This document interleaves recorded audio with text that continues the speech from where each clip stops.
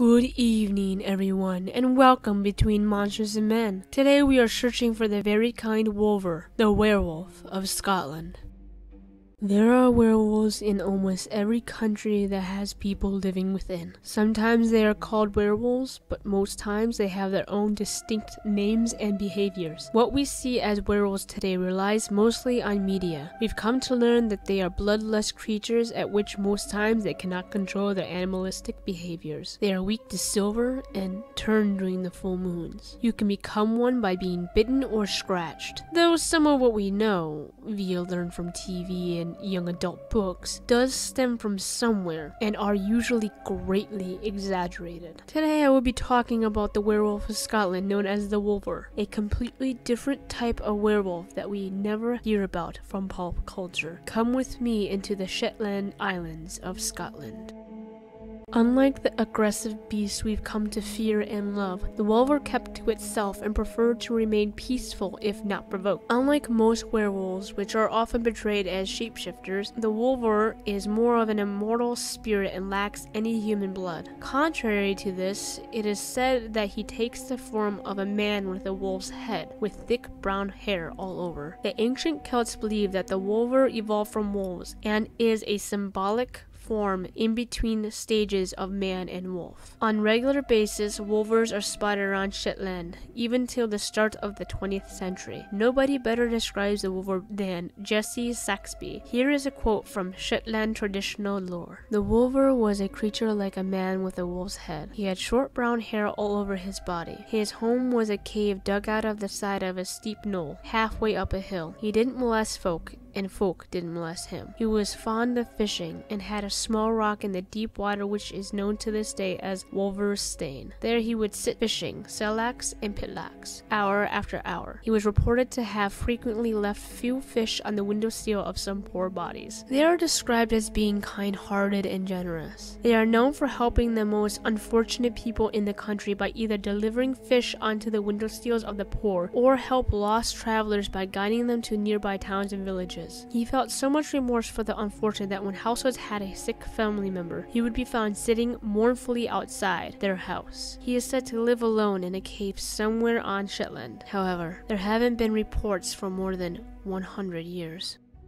With science quickly turning the world from an open-minded one to a closed one, many have speculated the other possibilities of this creature. Who was it? What was it? Did it really exist? And if so, was it really a cryptid? I gathered what I could of other speculations from sites all over, and I picked through each curiosity to see if it is possible, if the Wulver was a real person.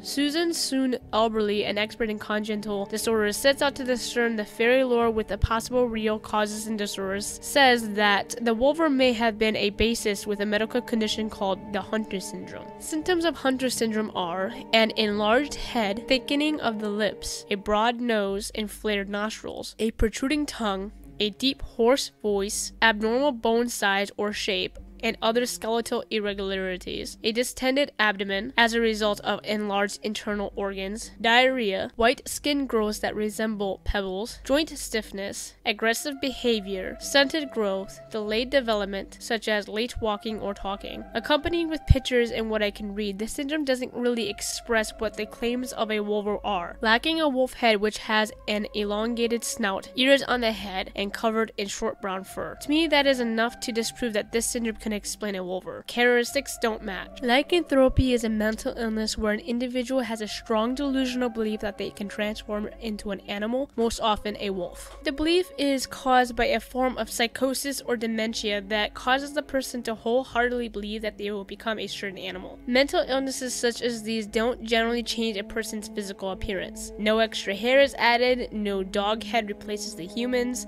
So comparing this to a Wulver whom doesn't go around screaming or chanting that they are a werewolf, and who generally seem to know what they are doing, such as fishing and helping others, is quite different from a person suffering from lycanthropy. Hypertrichosis is the excessive growth of hair, which can grow all over the body in multiple different types of hair follicles. If it weren't for the fact that I have an open mind and believe in the possible impossible, I would say that hypertrichosis is the most likely culprit of the Wulver. Though this doesn't result in a dog or wolf head, people seeing a person covered in so much hair can make a person person imagine and come up with stories. The Wulver acts human, has care for others, and gets aggressive only when others are aggressive. It is likely it could be a person, afraid of judgment, became a hermit living in a cave and uses fishing to feed himself, but has a big enough heart to give and help others regardless of his appearance. I couldn't find any stories of the Wulver, even from the past and from the claim of a sighting in the 20th century.